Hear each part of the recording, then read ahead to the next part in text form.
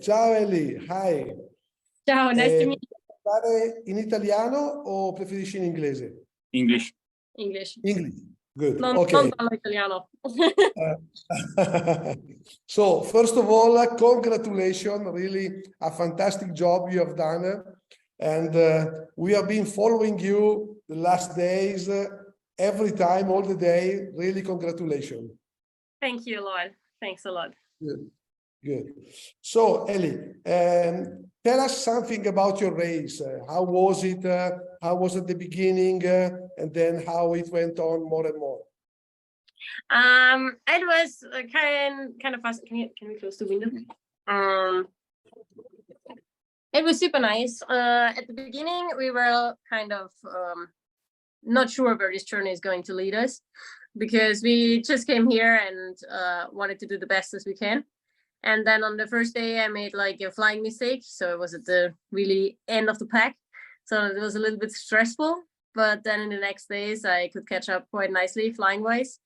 And the closer we got to Mont Blanc, the more and more we realized, oh, maybe it's actually possible to do all this. And so it was still, even in the last days, not I didn't really consciously understand what's actually happening, that I'm actually maybe to reach Zell Am See, and only when I hit the float, then it was just like everything coming in, and it's just awesome. Yeah. Quindi ho chiesto a Eli di parlarci un po' della sua gara e lei ha detto è partita, diciamo così, piano, è partita tra gli ultimi, lasciando il primo decollo tra gli ultimi, ha fatto una gara sempre seguendo il suo passo. Poi quando è arrivata al Monte Bianco ha capito che c'era veramente qualcosa di grosso che stava succedendo, pian piano continuando, fino alla fine, quando proprio ha capito che ce l'avrebbe fatta e quindi capiva che veramente stava andando bene, sarebbe potuto arrivare alla fine della gara, e questo senz'altro è favoloso. Bene. Eli, tell us something about your team. How did you get to work together? If everything was okay, I mean, something that could have changed. I think I was super lucky with my team, because I had 4 great people with me on the road and 1 more guy sitting at home in front of the computer.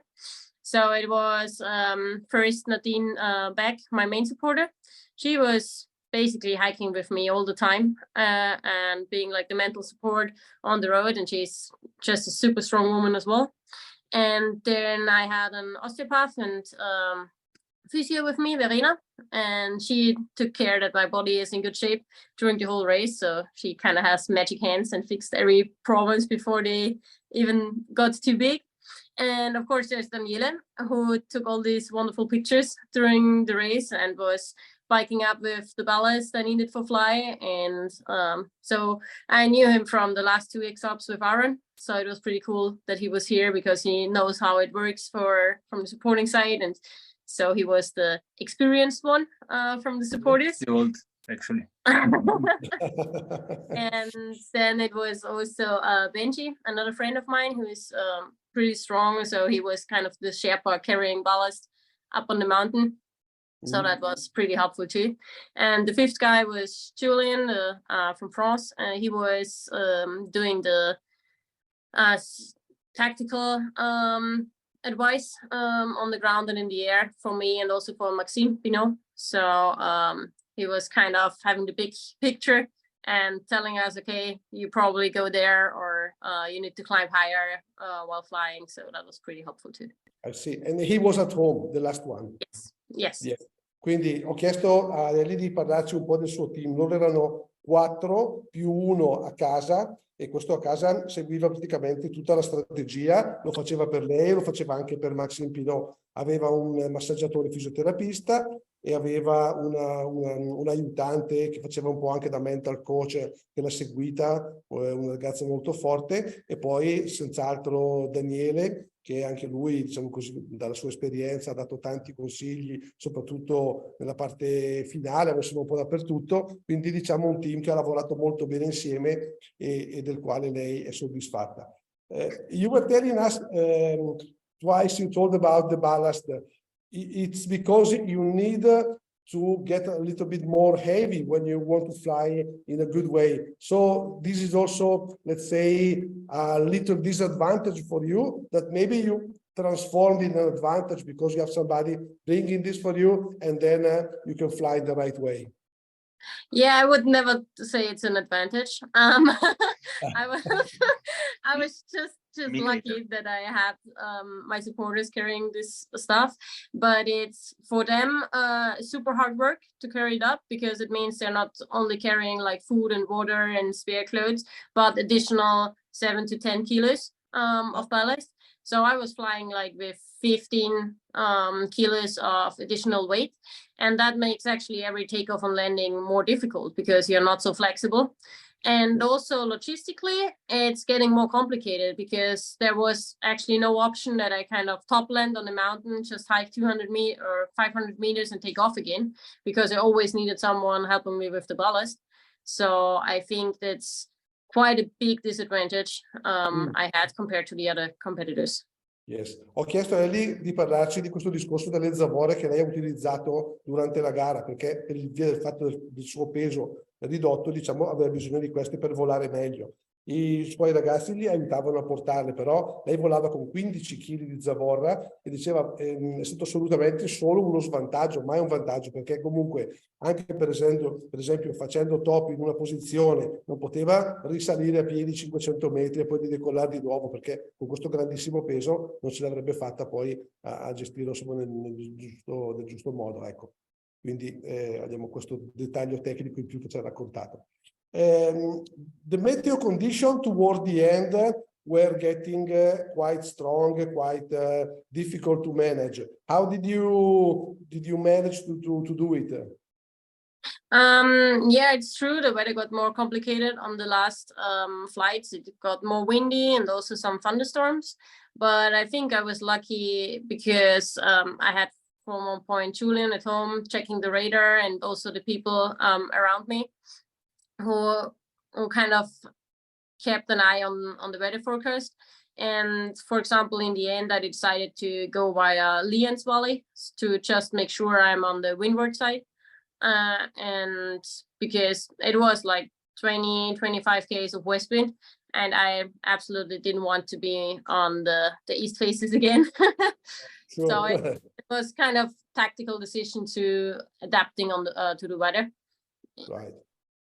Quindi ecco, abbiamo parlato un attimino delle condizioni del vento e del meteo che sono state molto severe, molto difficili, soprattutto verso la fine della gara. Lei infatti ha scelto una rotta consigliata anche da casa, che teneva sotto controllo la meteo, è scesa più verso Linz e poi è salita attraverso la valle di Linz, perché sapeva che sarebbe stato comunque molto vento, diciamo così, da nord, se fosse stata dalla parte verso il Grossglockner, e quindi ha preferito spostarsi un attimino e seguire quella strada così. Quindi Ellie, in this race, which is a race of the records, all the records have been beaten this time. We have also the first woman to reach the end of the race in Zell Am See. So what do you want to tell to other women that want to try this, that want to get involved in this race or other races in I Can Fly? I think that it's possible for everyone if you believe in yourself, and of course it's training is involved. But if you have a goal and you really want it, I think there is no reason why a girl shouldn't be able to do it. Just because people think girls aren't able to, because it's not true, and I think I've proven that.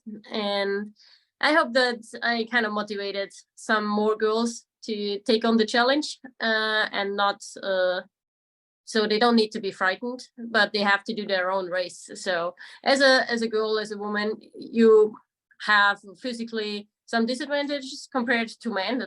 That's just genetics. But this race is not only about the physical fitness of a person, but mostly about the decisions you make. So if you're taking good decisions, you can completely be on the same level as the man. Right. Quindi abbiamo parlato un attimo della questa gara, che è stata la gara dei record, dove sono stati battuti veramente tutti i record della gara. È stata anche la gara che ha visto la prima donna arrivare in finale. Lei dice Assolutamente, le donne non devono avere nessun tipo di timore, bisogna crederci, bisogna essere forti. Certo, diciamo così, fisicamente si può essere anche svantaggiate, ma questa è una gara dove non è soltanto importante il fisico, ma sono molto importanti le decisioni che vengono prese e queste decisioni possono essere prese molto bene anche da una donna che poi può gestirle ed arrivare in fondo come lei ha dimostrato. Ellie, if you close your eyes, which is the spot that you see? Which is the one that you like most? I don't know, the place that you really, it's inside your heart. There are a couple of great moments, but I think one of the best ones was one evening I had together with my team. It was actually in Sondrio. In Italy. So we spent the evening there and we just couldn't stop laughing, and it was just a super great moment with the whole team together. So I think that is one of my favorite memories from this race.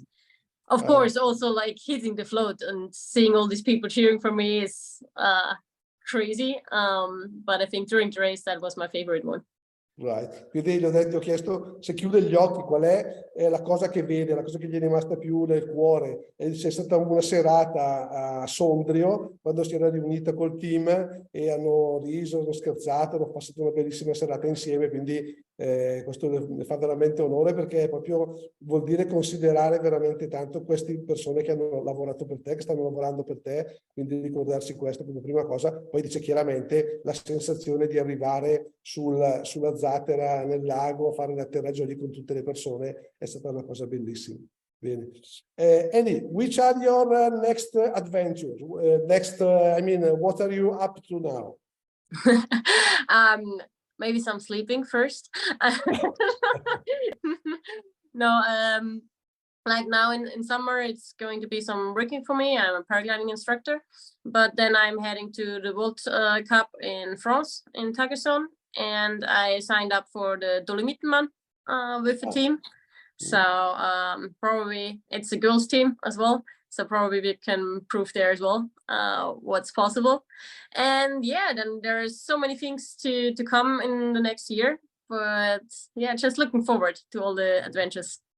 Quindi ho chiesto quali sono le sue prossime avventure, ha detto ha tante cose da fare, lei è anche un istruttore, quindi deve seguire anche i suoi corsi, poi la Coppa del Mondo in Francia, la Dolomitesman con un team tutto femminile anche questa volta, che quindi cercherà di dare battaglia agli uomini e quindi sono insomma tante cose che andrà a fare. Bene. Ellie, it's been really great to talk to you. Thanks very much. We are going to add this interview to all the interview in our playlist of the Italian Federation of Paraglider. Really, thanks very much. And we hope to see you for sure in 2 years' time again at the starting point and also at the finish point. Looking forward to that too.